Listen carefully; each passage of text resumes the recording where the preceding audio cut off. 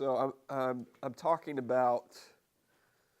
I'll share a little bit of what I've been working on the last couple years, but instead of just focusing just strictly on, hey, this is what I'm doing, this is my ministry.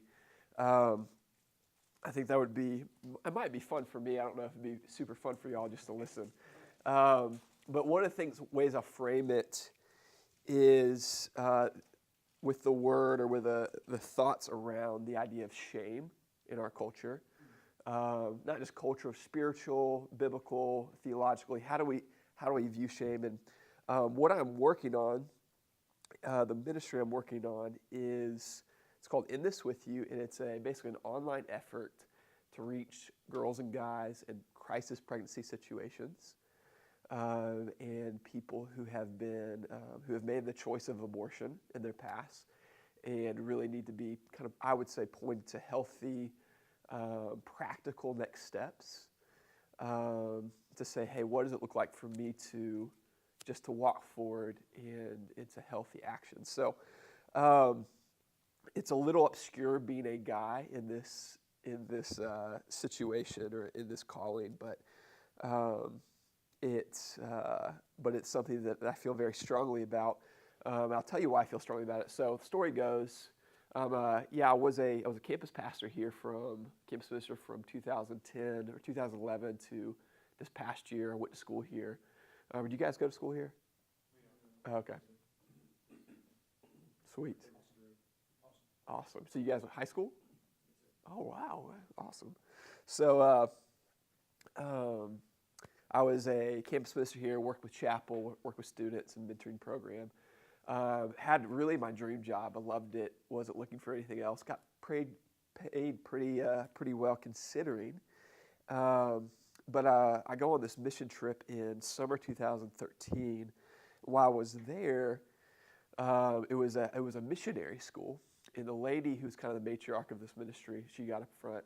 She gave this lesson on surrendering to the will of God, even when it isn't what you want to do. Like, why do we surrender to the will of God? Is it because, or how do we discern the will of God? Is it just looking into our passions and saying, okay, what are you passionate about?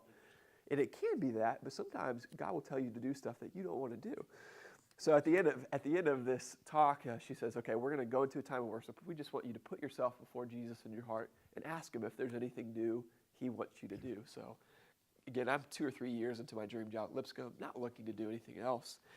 And I put myself before Jesus in this time of prayer, and I just have this profound spiritual experience. And I'm somebody who definitely believes in God speaking today, but it's not something that I experience on a day-to-day reality. It's not like I wake up and do quiet times and the heavens open and Jesus says, hey, you should do this today. But there are a few times, it seems to happen every few years, where there's something very obvious. And I had this experience, I'll tell you really quickly about it, where in my heart, in my mind, I felt like I saw a group of men and women who were men and women who had an abortion. And they were just kind of grouped there together. And I felt the Father's overwhelming heart for them to come home. Kind of like the story of the prodigal son, like just kind of imagining the angst of the father waiting on the front porch saying, I just want my son to come home. We can talk about what happened later, but can we just get him home first? And that was his heart. He's like, oh, I just want my kids to come home. We could talk about that decision later, but first things first, they need to know they're loved. So I felt that love for them, but then I felt their emotion, which was, I can't go home. What I've done is too bad, it's too wrong, and I would never be accepted. So I was sitting there in the tension of what I felt the reality of the situation was, God's love for them, unconditional, versus their lack of perception of that love, which kept them distant in the distant land, right? And over this experience, I felt this kind of calling phrase that says, will you help them? And I was like, well, what help them? This isn't my story. How do I help? And I didn't feel peace about that. It was not a, hey, I'm going to give you the blueprint, then you can agree to it. Is you have to say yes to the call, then I'll show you what to do.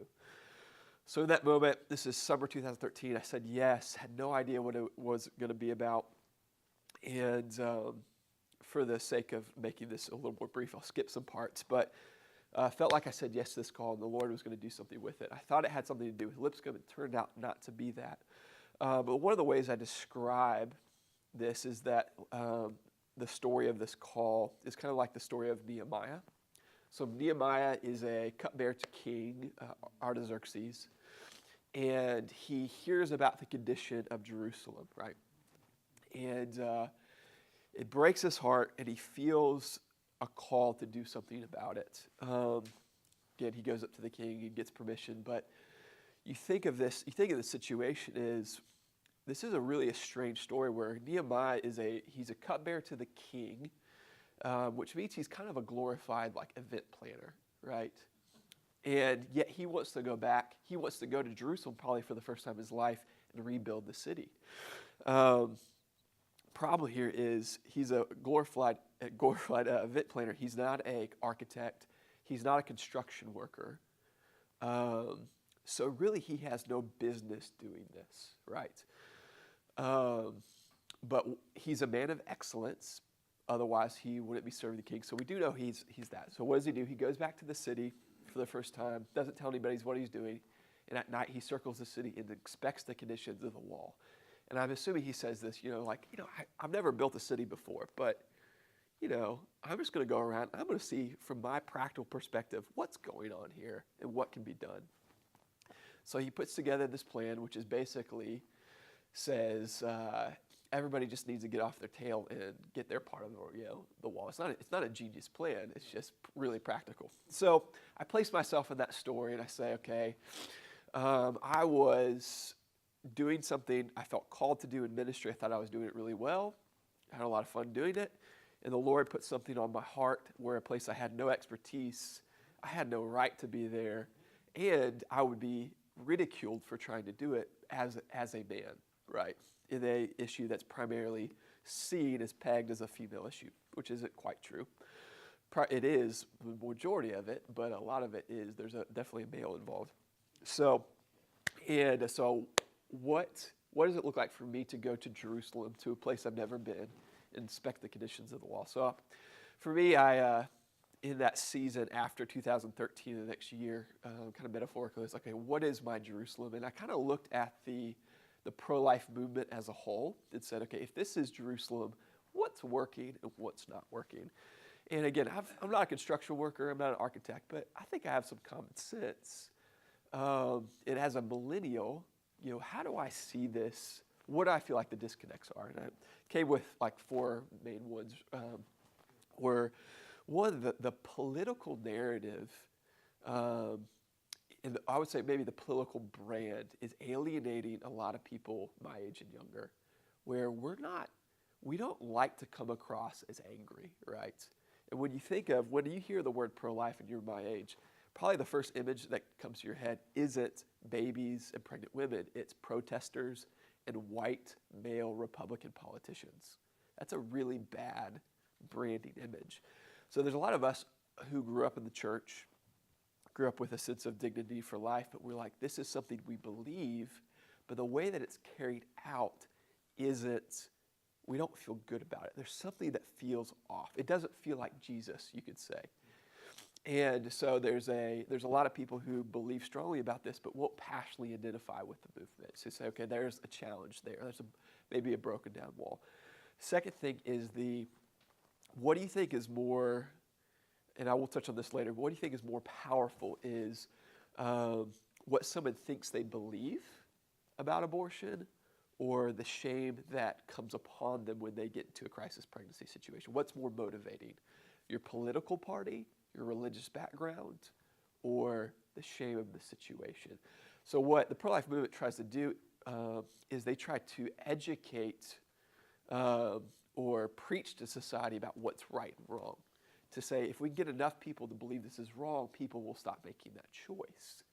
The problem here is I don't think that's the biggest motivating factor when people get in the situation. I think it's fear and shame. And we're addressing something else, right? So that was a second conclusion. I think there's a broken down wall is, I don't think we actually know what the enemy is. 3 is the church or the movement or the church, because there's really no difference between the two. As far as the pro-life movement and the church, everybody knows what religious group backs up the pro-life movement. It's Christians, Catholics, and evangelicals. There is a disconnect here because we've done a really good job here, and this is a facetious statement, of telling society what's wrong about abortion. But as the church, we've done a huge disservice to the message that we've left Jesus out as the church, to say, society, this is what's wrong, but we've never incorporated the message of the gospel that says, yet, even if you've made that wrong choice, there's hope. So all we do is demand, we're just preaching the law all over again, a standard, without actually preaching the good news to say that actually is the change agent for culture. Because if anybody is held against that standard, they're going to feel bad. They're going to feel shame. They're going to go hidden. So that's the third conclusion, is like the church, the movement has failed to include Jesus, and it's actually made the conversation more destructive, more alienating, and we've ended up making more enemies than we should. We've ended up shaming more people within our own congregations. And why this is a big deal is that statistically 1 in 3 women will have an abortion in their lifetime, maybe 1 in 4. And that number is really no different inside the church or outside the church. So if you have a church of 1,000 people, at any one time, there's about probably between 1 and 200 people in that audience. This is their story. So when a pastor gets up there on the podium and says, this is what we need to, our culture's falling apart. It's just a slippery slope of immorality in our nation. We need to defend life again. We need to stand up for the unborn. And he has no idea the condition of his own flock. That person with that story says, this place isn't safe. So they either leave this church or they don't open up. And if they don't open up, they don't receive the healing, the grace, as the 1 John 1, the fellowship with God and each other. So those are some of the 4 conclusions. Say, okay, these are some of the broken down walls. Actually, those are 3. The fourth one is the way people our age or my age and younger access information is the internet, right? We're going to Google anything we're looking for. How to pay taxes for the first time, how to change oil on our own. We're not asking our dad anymore or mom. We're Googling that stuff. So if you get pregnant, you're not opening up to your best friend. You're not opening up to your parents. You're opening up to Google, say, what do I do here? When you go online, there's just a desert of resources that what I would say are life affirming. Like Planned Parenthood, their website is brilliant, really well done if you're kind of aligned with how they view the world and how they view life. Some of the Christian approaches, it's a lot of shame techniques, a lot of fear techniques. If you have an abortion, it'll probably kill you. Here are the reasons why abortion is morally wrong, but they don't address a lot of the fears of, I don't have enough money, my guy will leave me, my parents will kick me out. So I think that was kind of the fourth thing. So with these broken down conditions of the law, so what do we do? And I knew that the idea had something to do with being online. So basically we're trying to do 3 things. We're trying to build a website that offers practical resources for people in these situations, guys, girls, who are in crisis pregnancy situations. So if you're familiar with the BuzzFeed model or the listicle model, it's basically saying, you see these articles all the time, but the 8 things you need to think about before you go back to grad school, or the 10 things that you should consider when you're, when your kid is going through the terrible twos. It's basically what these articles do is they present a lot of information in very edible forms, and they're very action-oriented. So basically what we're trying to do through this website is to say, hey, your you're pregnant in high school, here are the 10 things that you should do. So it's, hey, these are some coaching points on how to open up to your parents, number 1. These are the free clinics you should visit in your area, 2. 3, these are some support groups you should visit, 3. It basically gives all that stuff in one edible, easily accessible portion for the girl, for the guy, and for the best friend. Say, hey, you have a friend who's pregnant. She told you. You're the only one who knows. What are the things that you can do to support her?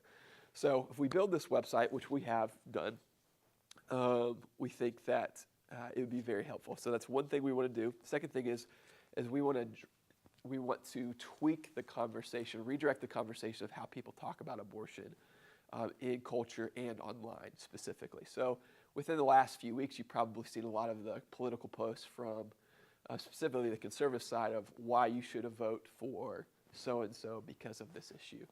Not discounting those, but the disconnect here is most people talk about this issue from a very elevated stance saying, what should society do in this issue? But they have a lack of perspective to say, if 1 in 3 women will have an abortion in their lifetime, it means that somebody actually in this audience or in this room, this might be your story, right? So it changes the dynamic from what should culture do to, hey, how should my friend group act differently or think differently? How should my family, my church? So basically trying to reframe the conversation to say, this isn't about the people over there or about nationally, but this is about my family. So if my daughter, if she's one of the 1 in 2 women will have face an unplanned pregnancy in her lifetime, if that's true, how do I know that if I have 3 daughters, it's a good chance that one of them's going to go through that? How can I equip them or steward a culture where they feel an openness to come to me if they ever get in that situation? So we want to do that through blogging, through creative videos, different things, to redirect the conversation away from this disconnected focus on morality and voting to how do we actually just create a healthy culture where if people make a mistake, they feel an openness to talk to people. And the third thing we want to do is, does anybody happen to have a dry erase marker? Yeah. It's on the table somewhere. If you don't have it, it's fine. But it's fine, I don't have it. So the third thing we want to do is connect people. Thank you. Oh, that's a Sharpie. I don't want to use that thing. It's okay. I don't need it. Right on the board with a Sharpie. Yes, you did. It's okay. There's a way to get that off. So the other thing, and this is where the shame aspect comes in, is imagine with me there is a river called shame. We'll say this is a very teeny river, right?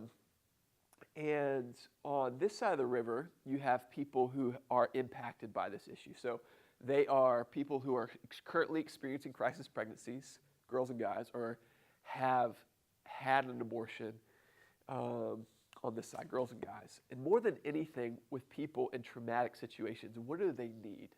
My guess is people in traumatic situations, they need community. They need support. But the question with this issue specifically, even more specifically in the church, is that people typically don't want to open up about this to their Christian friends. Why is this? So you have Christian friends on this side of the river who are here, who are helpful, who are loving, but why aren't these people opening up? They're not opening up because people on this side have been pegged as judgmental, whether it's true or not, but that's how culture sees, because all we know about the pro-life movement are angry, picketing people. So that's kind of the brand.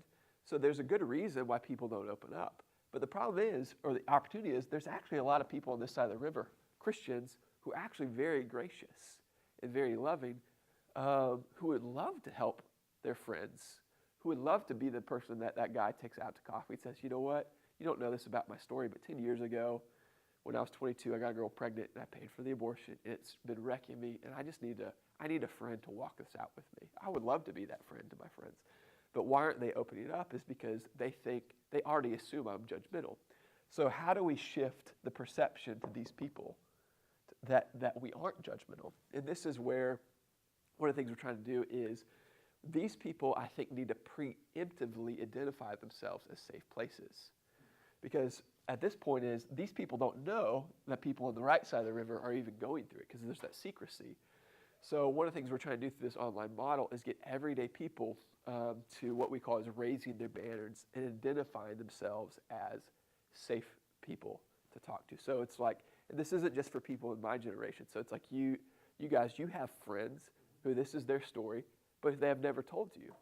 And it might be a very healing thing for them to do if they knew. But they would, sometimes if you've never preemptively let them know, they say, hey, if there's anything hard going on in your life, they might not ever take that opportunity.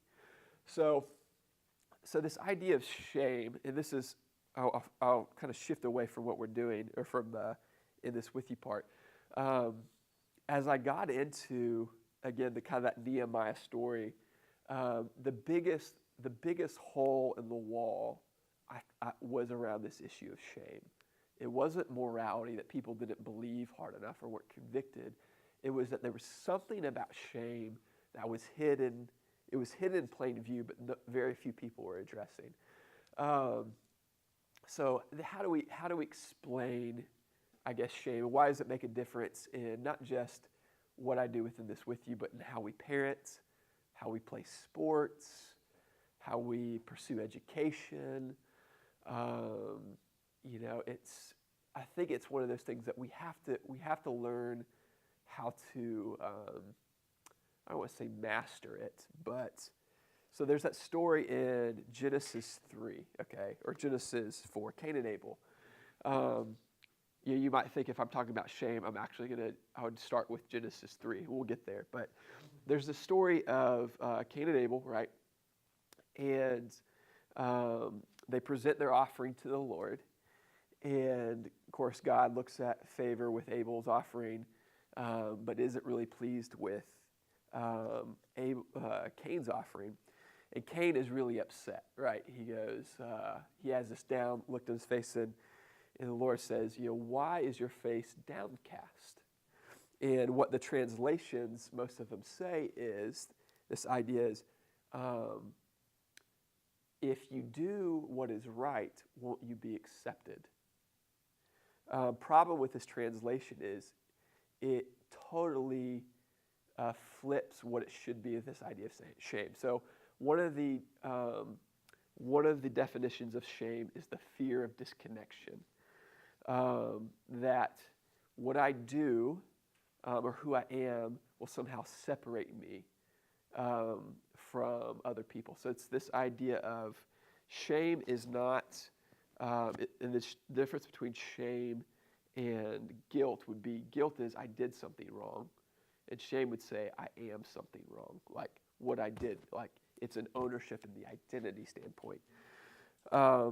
And this idea of acceptance is a big deal. So you look at the story with Cain and Abel, and the story goes, okay, if you do good, won't you be accepted? But the translation should say, because it's a wordplay, is what God says is, why is your face downcast? If you do good, won't your face be lifted up? So it's this idea is, does blessing come with obedience, or because of it? It's if you do good, you'll actually be a happier person, right? Not if you do good, I'm going to love you. That's the danger in saying how it's translated now is, if you do good, you'll be loved and accepted and affirmed. So when we think of shame, we think of shame tactics of, we do this with, I'm not a parent, but hey, you need to behave because if you act like that, people won't like you, right? So it motivates them to change their behavior so that they'll be accepted. And what research has been showing within the last few years, there's an author named Brene Brown who's done a lot of incredible work in this, is that she says that shame tactics produce no long-term positive behavior change. So you can shame your kids, you might actually change some behavior, but there's going to be some really ugly consequences on this. So that shame never works. So I don't bring up the election to talk about pro-life or pro-choice things, but there's this really interesting thing that I think I'm seeing was that people who are against Trump, they had this great idea that we're gonna win this election by making fun of him and making fun of people who support him. So hopefully we'll change people's minds. But what they found is all that jabber and all the shame that they did to him and to other people didn't work. And it's basically this huge scale. Now, it did, people, and I think a lot of people who voted for Trump felt the shame, but what it did is it separated people from both ends where they actually had no dialogue, where neither side could be cultivated by the differences between the two. So you had I think a lot of people who voted for Trump who would be ashamed to talk about it, but who did, in fact, right? And I think this is it's just an interesting point of,